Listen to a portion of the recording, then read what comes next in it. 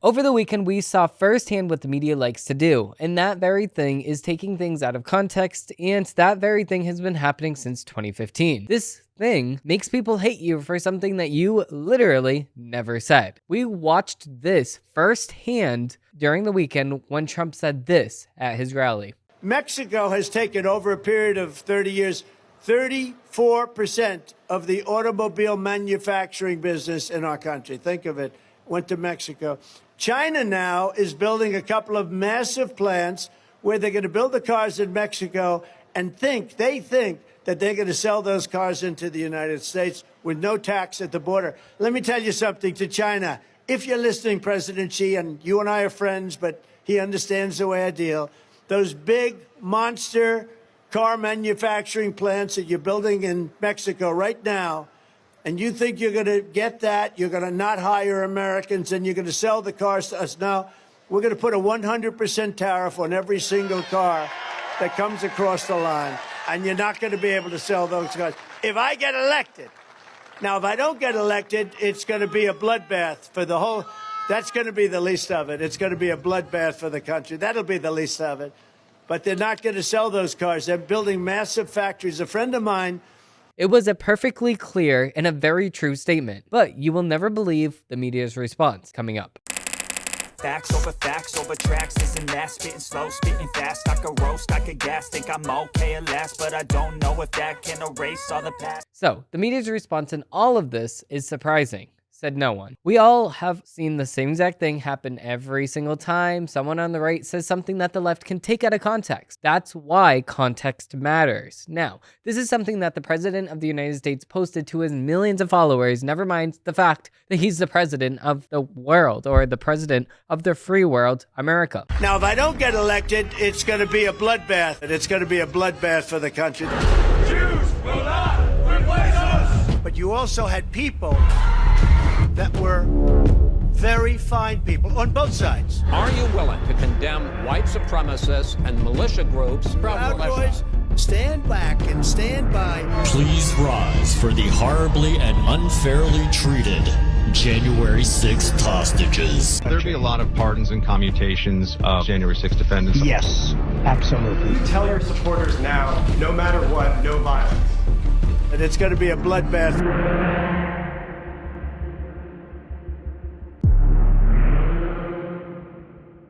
That's disgusting, and I'm ashamed to have a president that, instead of taking things with full context included, he instead chooses to cut the context and make it sound like Trump called for a genocide of people. As many of you have already saw, they, being the mainstream media, uses the same exact language all of the time. Watch this. He was talking about a bloodbath. Sometimes a bloodbath means a bloodbath. On the eve of this bloodbath, it was going to be a bloodbath. It's going to be a bloodbath. Would be an absolute bloodbath. Bloodbath. This bloodbath in South Carolina. There's going to be a bloodbath. There will be a bloodbath at the convention. An absolute bloodbath. This was going to be a bloodbath. Does this nominee get through without a bloodbath? Hashtag bloodbath. We're going to be having bloodbaths. This would be a bloodbath. It would be a bloodbath. Seriously? Yeah, it's not transparent whatsoever, and it's frankly disgusting that they would ever do this. But if you want to trust the mainstream media after this, then you are a lost cause, because this is mainstream media 101. They lie straight to your face. Just watch this video right here that shows that the mainstream media says the same exact stuff. Every single media company says this exact same statement. The sharing of biased and false news has become all too common on social media. More alarming, some media outlets publish these stories simply aren't true without checking facts first. Unfortunately, some members of the media use their platforms to push their own personal bias and agenda to control exactly what people think. And this is extremely dangerous to our democracy. Yeah, it's very, very interesting that a lot of people choose to ignore that the mainstream media just loves lying straight to your face. They do it again, they do it again, they do it again, they do it again, and they will never learn their lesson. That's the sad reality. 2020, they lied to our face about many, many things in which you can still not say to today that the stuff that they lied to your face about, because you get banned on certain platforms. I would love to say the very things and go over every single thing that they lied about. I did this in the past, but The thing is, I needed to go on other platforms to do so, and I have all of my former videos, the Don't Trust What You See series that I used to have, the my whole entire series investigating all of this of the Dr. Fauci, where he came from, who worked under Dr. Fauci that actually worked to create the PCR test. And then we can also look at all of these other doctors that came forward about the truth about Dr. Fauci. All of these very things are available on my Rumble profile. If you look up Don't Trust What You See segments, you can see the segments for my show, or Don't Trust What You See the series. You can actually see my deep dives into this very thing. Now, it's a very, very interesting thing. It's a good rabbit hole to get yourself into. But the thing is, sadly, you cannot say those very things on YouTube still till today because of the fact that it gets censored. Now, even the PCR test inventor, which we have been using during COVID, says that the PCR test can, quote, find anything that you put under it that you would want to find. So you can find anything that you want to find with the PCR test. The PCR test inventor said this himself. Now, that's just one aspect of what the mainstream media loves to lie to you about. But the mainstream media loves to lie about all of these different things. They love to take people out of context, in which we saw with Michael Knowles. Speaking of, I'm filming this on March 18, yeah, it is. And it's actually Michael Knowles' birthday. Speaking of Michael Knowles, happy birthday to him. But nonetheless, when he had his CPAC speech last year, they took him out of context and said that he wanted to genocide all of transgender people. But he did not say that. He said that he needs to eradicate transgenderism from public life for the flourishing of society. I'm not quoting, I'm restating because I don't remember his exact quote. Now, the thing is, he said that, or rephrasing what he said along those same lines as that. But then they take it out of context and said that he wants to genocide all transgender people. That's what the mainstream media loves to do. Whenever they can see an opportunity to take people out of context to make them look worse than what they actually are, they will do that in a heartbeat because of the fact that they do not care about who they run over, who they drive over, who they back up into, who they go and drive forward again into, who they would like to throw off a building. They don't care. As long as it makes them look better at the end of the day, that's all that matters. And that's how you can tell right away about who the mass shooter is. If there is, God forbid, a mass shooter, you know who it is immediately, because if it is a black person, you do not find out for months and months and months or weeks and weeks and weeks. But if it's a white person, a Donald Trump supporter, you find out immediately. Like within seconds of it, you see all of their tweets, you see all of their Facebook posts, who they support, who they watch, what podcasts they listen to. Apple does a whole entire investigation into this, and they know which podcasts they listen to and all of the shows that they support. Their Facebook pages out and advertise to the world. Oh my God. And then if a person, just like the Nashville mass shooter that went into the school, God bless the souls, and killed 11 people in the Nashville shooting, manifesto is not released. And it still is not released. And this happened last year. So you can see where the mainstream media loves to go and investigate things, and where the mainstream media would love to just have a media non-reporting sphere, where they would love to just not talk about the issue whatsoever. And that's because of the fact that it goes against what they have been talking about. So if it goes against the narrative and what they want to push at a certain time, then they would not talk about that very issue. But the thing is, then with conservatives, if it goes with their issue, or if it goes with what they are trying to say at the moment, or if it goes against what they're saying at the moment, then they will still report on it because of the fact that it's with full context. On the independent journalism side, loves to just say, listen, if I'm wrong, I'm going to come the day after and I'm going to correct myself. But the mainstream media will not correct itself. Or if it does, it's going to put it on the last page of the reporting. If somebody is wrong about stuff, which it is very unlikely that somebody on the right is very wrong about something, because at the same exact time, if they are quote unquote wrong, you wait 2 weeks and then it's correct. That's what we saw a lot of the time with all of the quote unquote conspiracy theories. You wait 2 weeks, and that's the difference between a conspiracy theory and the truth. 2 weeks. So if you wait the 2 weeks, you actually find out that they were telling the truth, but they were predicting something that will happen in the future. Just like with the Babylon Bee, it's supposed to be comedic, it's supposed to be a joke, but then at the same exact time, it comes true. So is it really a joke anymore? No, it's our reality, and it's sad that our reality is so close to jokes. It is very, very sad, but SNL will never have that, because SNL never wants to go and actually be funny. Maybe once in a blue moon, they'll have somebody that's actually going to push the bar a little bit, but then they'll have protesters about that very person that they invited on stage. So yes, when people try to be nonpartisan, or when shows try to be nonpartisan, they end up failing dramatically because we can see right through what they're trying to do.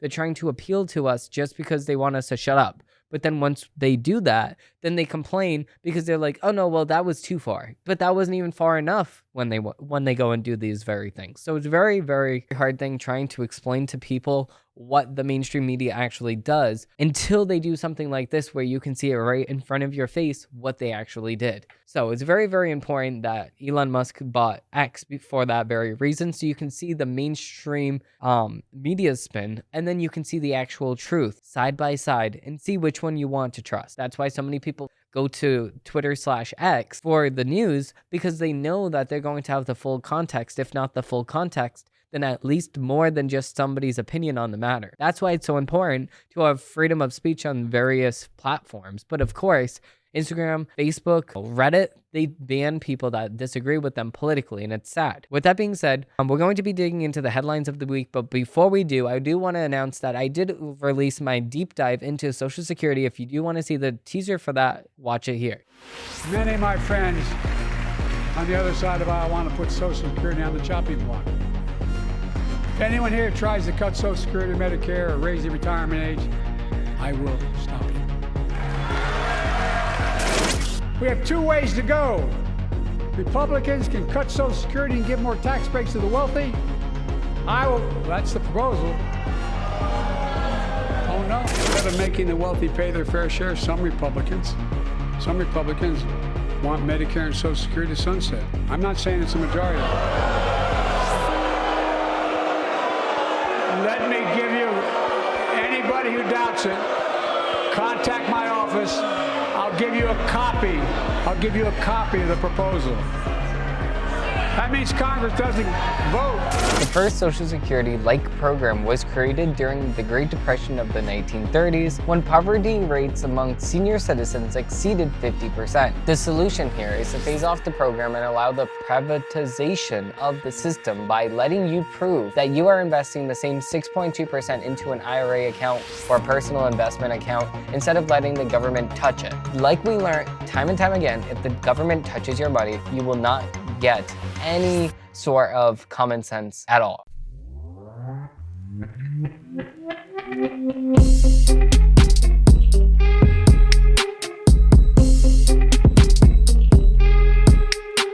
Starting with the Daily Wire article, we're going to start with this one right here, which is Netanyahu slams Chuck Schumer for meddling in Israelis' elections. He's opposing the people of Israel. Now, I completely agree with what Netanyahu is doing, and the reason why a lot of people are attacking him is because of the fact that they do not like what Israel is doing in the war with Hamas. Now, Hamas right now is labeled, or should be labeled, because they were taken off as soon as Joe Biden came into office, was labeled as a terrorist regime and a terrorist organization by the Trump administration, which was a true statement. Hamas is a terrorist regime and loves to call us terror. That's why, when my Boston accent is coming out here, that's exactly why they took every single thing, humanitarian aid that the West sends their way, and they turn that very thing into missiles and attack other countries. That's exactly what they do here. That's exactly why they had their airport shut down, because they use that airport to use planes and crash it into buildings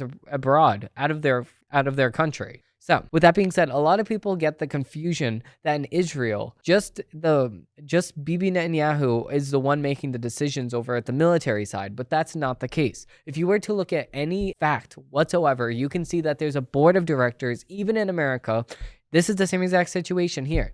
So, in the small chance of war happening, which it did happen, a war did happen in Israel, there is a war cabinet that happens. Now, in the war cabinet, you have a nonpartisan group of officials that are your opposition leaders and your team on the board of directors, choosing what to do and what not to do to better the country in general.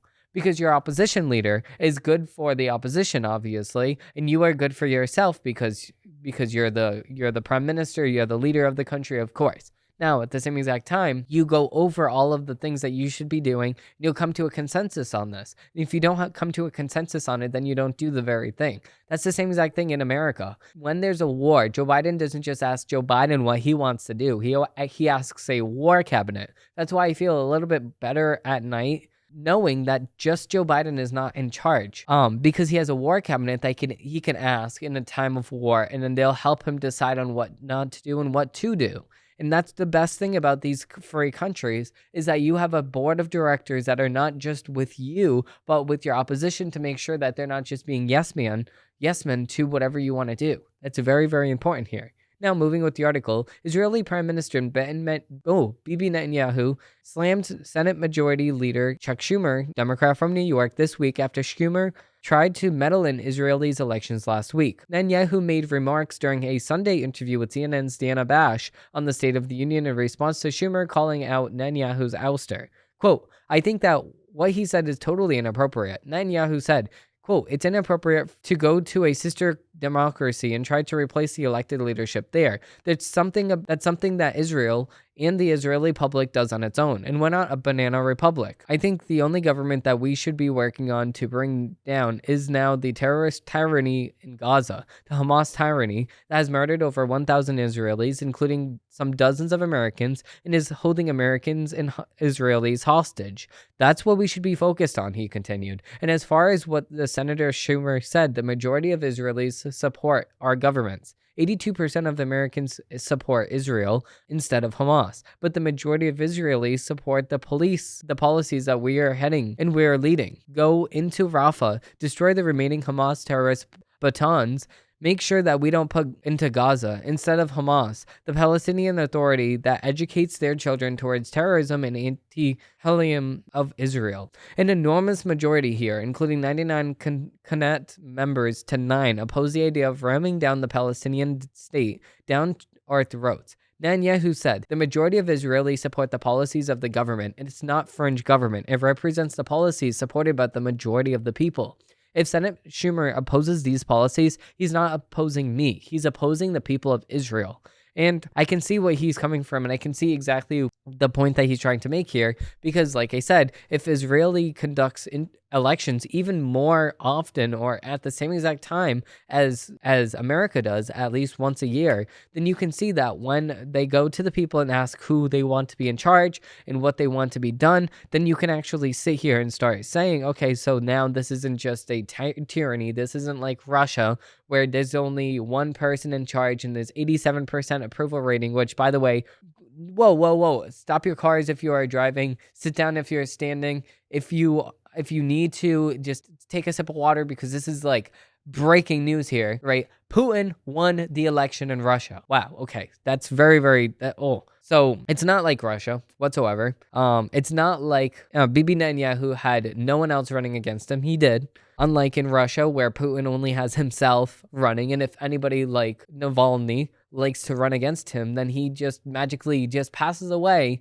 after being sentenced to prison for at least his whole entire life. Now, that's a whole entire different conversation, and a lot of people disagree with that for some strange reason, which I don't get why you disagree with the statement of don't lock up your political opponents if you want to have the persona of having a free and just election in a democracy, but that's a different conversation entirely. Now, we do have another conversation entirely, and that is exactly what we've been talking about for the last couple of weeks here. Now, Boeing and its whole entire organization and their companies going downhill real fast.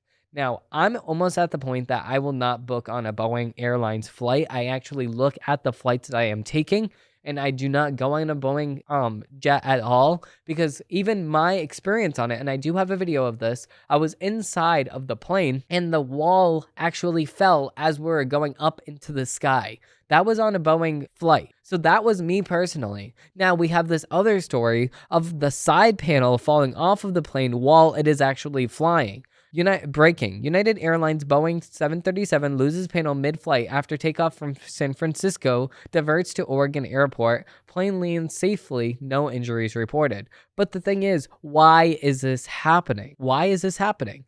And the thing is, this is not the first thing that we saw. We saw the tire of it. we saw another FAA investigating another mechanical issue on a United Airlines flight that caused flames to shoot from the rear as engine minutes after takeoff. So we can see all of these different things, but then when the person comes out that was going to be testifying against Boeing, we can actually see that he quote unquote committed suicide, quote unquote.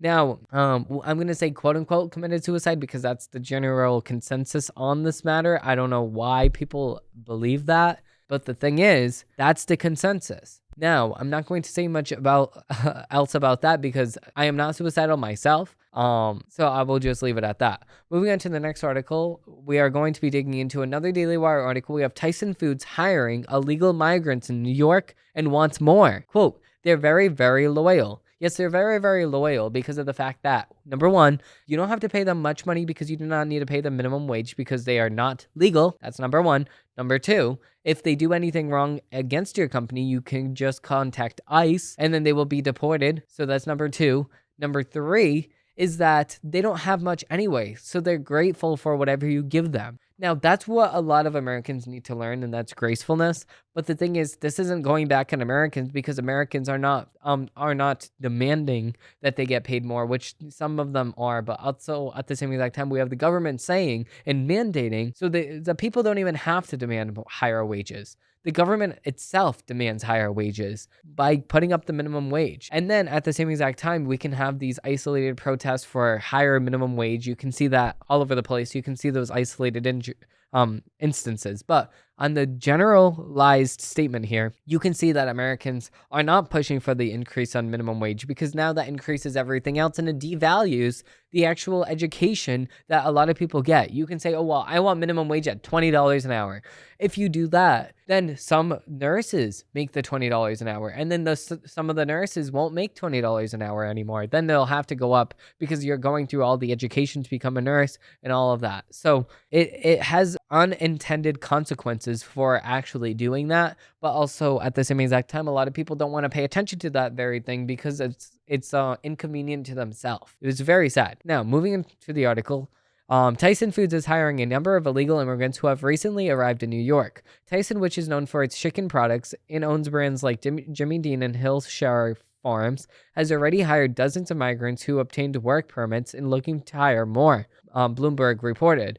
The meatpacking company is working with Tent Partnership for Refugees, which was founded by the Chobani yogurt founder, Hamidi Yukula, I'm going to butcher that name, to hire some of the recently arrived migrants in New York. On one day in February, Tyson met with 17 migrants from Venezuela, Mexico, and Colombia at Chobani's offices in Manhattan and hired them to work at the Tyson's Humboldt, Tennessee plant last week. Tyson reportedly hired 70 more migrants. New York had an influx of more than 180,000 illegal immigrants over the past 2 years, creating a crisis that has strained the city's budget and caused officials to plead for federal help. Tyson already employs about 42,000 immigrants and refugees, although it's not clear that how many are in this country illegally. We would employ another 42,000 if we could find them, Greet Dolan, a human resources leader at Tyson, told Bloomberg. Quote, we're recognizing that there's a lot of people that are going to be working labor manufacturing jobs that are American, Dolan said, adding that many of the new hires are coming from refugees and immigrants, so we're now in the business of strategically thinking that through. Tyson has a high turnover rate for frontline employees, those washing and packing chicken, for example, with 4 in 10 of those workers leaving the company each year. Because of this, the company is looking to hire about 52,000 employees just this year. Those frontline jobs start at $16.50 an hour and include benefits. Tyson is also providing migrant workers with other benefits, including on-site childcare, transportation, and optional English classes. The new hires from New York will also get a temporary housing and relocation stipend to move to Humboldt and paid time off. The company has set aside $1.5 million for legal aid services and providing workers with paid time off to attend court hearings. In 2023, Tyson paid 1,317 workers to become United States citizens. Quote, they're very, very loyal, Dolan said. Quote, they've been uprooted and what they want is stability. What they want is a sense of belonging. Tyson currently has a United States workforce of about 120,000 people. So it's almost coming at the halfway points. that they will be hiring refugees. So out of the 120,000 people, almost 45,000 of them are refugees and immigrants. So American companies are now employing. So let me just see here what the percentage of that is, because that's a very, very interesting number here. So if we do have 120,000 people working for a company and we have 42,000, yeah, that's 35% of the company working as illegal or legal immigrants or refugees. So you don't know what kind of percentage that are illegal. They're never going to tell you. They're never going to tell you what kind of percentage are refugees just coming from other countries, just choosing to work for this company because of the fact that they just want a better life. They're not going to tell you what the differential is. But the thing is, now we know that 35% of these people working for Tyson are not American people. And now when they say, we want to hire American, now Joe Biden says, well, these companies in America, they're hiring. But then they don't hire people from America because they know that they don't have to pay them as much. They're sitting here saying that, yes, these jobs start at $16.50 an hour for American citizens. But then when you go to refugees or immigrants, they don't get paid that much at all. Maybe they'll get $10 an hour. But it's not, it's all under the table. So, I mean, it's not just the case with Tyson. I'm not going to sit here and say that this is only a Tyson company problem here, but it's not going to sit here and it's not going to sit right with me for American companies to be sitting here hiring majority or not majority, 35% to be exact in the Tyson situation, other people and excluding American workers that need jobs. We can't sit here and say at the same exact time people would like to have that job opportunity offered to them if they had the opportunity or they had the chance to do so. So it's very, very sad at the same exact time. With that being said, we do have the media's takes. No, I'm not a writer. Okay. We actually have a CNN article. We have Trump says any Jewish person who votes for Democrats hates their religion and everything about Israel, which is a kind of true. Trump did the Abraham Accords in Israel and was going to have peace in the Middle East. But of course, when Joe Biden came in, he overruled Trump's decision to actually have peace in the Middle East and instead took Hamas off of the terrorist watch list and then unclassified them as a terrorist organization, which caused terror within that regime. Trump also moved the United States Embassy to Israel, and he did a lot of other things besides that. He actually made sure that Benjamin Netanyahu had the tools that he needed to actually keep his country free and safe. That's what Trump did. But then Joe Biden came in and then he overruled all of the decisions that Trump made to help Israel. It didn't make a lot of sense here. And again, right now, he's being wishy-washy in the Middle Eastern war. He doesn't know which side he wants to take. He wants to take this side this day, and then this side this day. It doesn't make any sense here. So moving into the CNN article, we have former President Donald Trump said in an interview aired Monday that any Jewish person who votes I cannot talk. Former President Donald Trump said in an interview aired Monday that any Jewish person who votes for Democrats hates their religion and hates everything about Israel. Again, playing into the quote-unquote anti-Semitic trope that Jewish Americans have dual loyalties to the United States and Israel. Okay, so this CNN article does not make any sense. Of course, a Jewish person has a relationship and a loyalty to Israel. They're Jewish, and a Jewish American has both Jewish ties and American ties because they're a Jewish American. Jewish leads you to Israel. American leads you to the United States. How is that anti-Semitic? That doesn't make any sense here. Trump was asked on a podcast hosted by former White House aide Sebastian Gorda about criticism from the Biden administration and Senate Minority Leader Chuck Schumer of Israeli Prime Minister Benjamin Netanyahu. Quote, I actually think they hate Israel, Trump said. I don't think that they hate him. I think that they hate Israel, and the Democratic Party hates Israel. Any Jewish person that votes for Democrats hates their religion. But the thing is, you can be a self-hating Jew. I mean, that's what happens, and that's what we see a lot of the time now.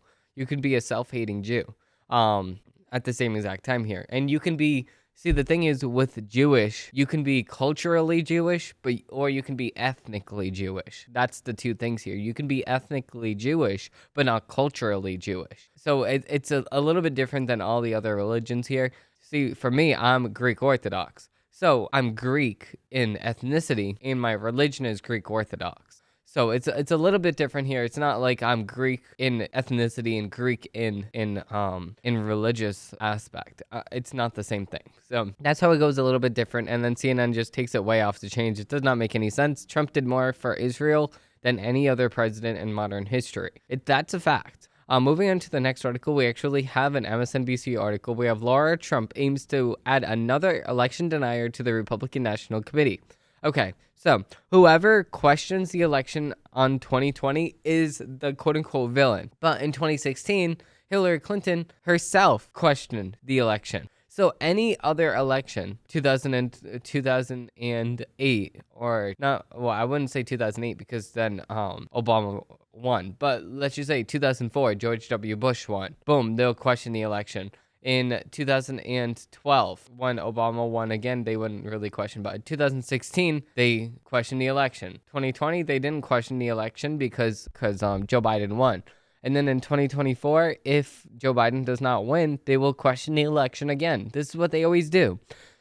The news keeps getting better and better for Democrats following Donald Trump's takeover of the National Committee. A Republican National Committee on Thursday, RNC co-chair Laura Trump announced that she hopes to hire Scott Presler, a conservative activist who has shared QAnon messages on social media, organized anti-Shura law protests, and appeared outside of the United States Capitol on January 6th to lead to the party's so-called legal ballot harvesting initiative. Essentially to get out the vote effort aimed at getting Republicans to vote early in person and make sure they return their mail ballots. The bizarre turn of phase here comes from Republicans who have long argued that ballot harvesting is, or at least should be, illegal. Okay, but the thing is, if we say that should be illegal, then we're never going to win the election because Democrats are still going to do it. So that was a losing battle from the beginning. This is what I was trying to tell Republicans in 2020, 2021, 2022, and 2023. You cannot give up ballot harvesting in an election year because of the fact that we saw with Trump saying, do not ballot harvest in 2020, that's how he lost. Yes, he got more votes than Joe Biden, of course, in the popular vote, but the popular vote does not matter.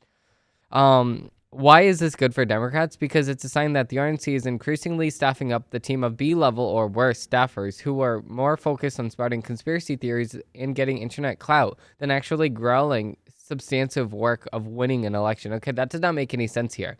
Because if you're going to be doing the same exact stuff, why not use your rules against you? That doesn't make any sense. USA Today explained that Presler's MO earlier last year when he visited Pennsylvania in anticipation of the elections in the state last fall. The outlet reported, quote, MAGA Republicans in Pennsylvania often refer to debunked conspiracy film 2,000 Miles to bolster their accusations that the 2020 election outcome was fraudulent. Playing off former President Donald Trump's claims about widespread cheating, the movie asserts that nefarious political operatives or mules illegally collected ballots and stuffed drop boxes to help President Joe Biden capture victory. But this month, GOP activist Scott Presler told Pennsylvania Republicans that they must start embracing legal ballot collection and mail-in ballots, the systems that 3 years ago of election denials have convinced them to distrust. My argument is that each of us can become a mule, Presler said at a voter training session in Delaware County, one of several he led in the Commonwealth February. Quote, I don't want 2,000 mules, I want 2 million mules. Presler, a former chairman of the Gays for Trump organization, is one of the most vocal proponents of mail-in voting in the conservative movement. He is one of the most prominent critics of the ousted RNC chair Ronna McDaniel, who also backed mail-in voting, and members of the ultra-conservative group Turning Point USA. Ultra-conservative. See, they give us these nicknames, and the nicknames that they give us are so cool. It's like Ultra MAGA and Ultra Conservative. Like, okay, is that supposed to be a diss? That sounds cool as hell. I'll put that in my bio. They said Turning Point USA suggested that his get out the vote effort should be a model for the Republican Party as a whole. Pressler, for example, frequently touts his strategy for winning back black votes, which appears to be simply pitting them against immigrants, despite having little success to show for it. And that underscores what's likely to be a major problem if he's put back in charge of the RNC voter outreach, his track record. Okay, so that doesn't make any sense. So now if we use the Democrats' rules against them, now they don't like it. That's the sum up of the article. That's stupid. Moving on to the next article, we actually have a Daily Wire article. We have, this bill will eliminate funding for any med school that incorporates DEI. And that's good. Excuse me for a second here. Something in my eye. Okay. Yeah, and that's a good thing because of the fact that we cannot have medical schools incorporating DEI into their curriculum because they're going to graduate people based on their skin color or their gender identity or their sexual orientation instead of their ability to get the job done. That is racist. That is sexist. That is misogynistic. Now, to use the left's words against them, but that's not all it is. It's actually making sure that we, the people, are going to have an unsafe experience when we go into the medical field. If we go to the doctor's office, if we go to the hospital, if we have a teeth cleaning, all of these people are going to be untrained, unqualified for the positions that they are filling. That would mean that we are now in a less safe environment. Already in the United States of America, before this very thing takes place, medical malpractice is one of the leading causes of death in America. Do we want that percentage to go up, or would we like that percentage to go down? I say that you need a even higher qualification to get into the job. And there's quote unquote surgeons, which I don't even know if they really are surgeons, saying that, oh my God, it is so tough to get into the job. Yes, it's so tough to get in the job apparently, but why are we allowing people to get in bypassing all of those qualifications for the job just if they're black or just if they're gay, or let's just say that they're lesbian?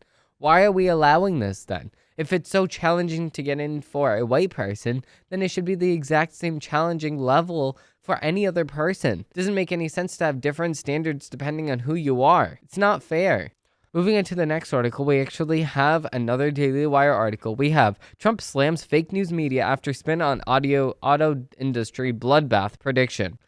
This is what he said on Truth Social. The fake news media and the Democrat partners in the destruction of our nation pretended to be shocked at my word of bloodbath, even though they fully understood that it was simply referring to the imports allowed by crooked Joe Biden, which are killing the automobile industry. The United Auto Workers, but not their leadership, fully understand what I mean. With the electric car mandate being pushed by Biden, there will soon be no cars in the United States unless I'm elected president, in which case all manufacturing will thrive like never before. MAGA 2024. Trump also took shot at the Biden's electric vehicle policies, which would lead to no cars being made in the United States. Yeah, so this is a situation right here. Obviously, we already knew that the media always lies. We already knew that the media constantly goes out of its way to constantly lie to us, the American people. But when will they stop? That will be the day. With that being said, we're going to sum up this episode right here. If you did like this episode and you do want to see a lot more, please like and subscribe down below because I do post new episodes of the show every single Monday, Wednesday, and Friday. Thank you all for watching. Thank you all for listening, and I hope they have a great rest of your day. Bye.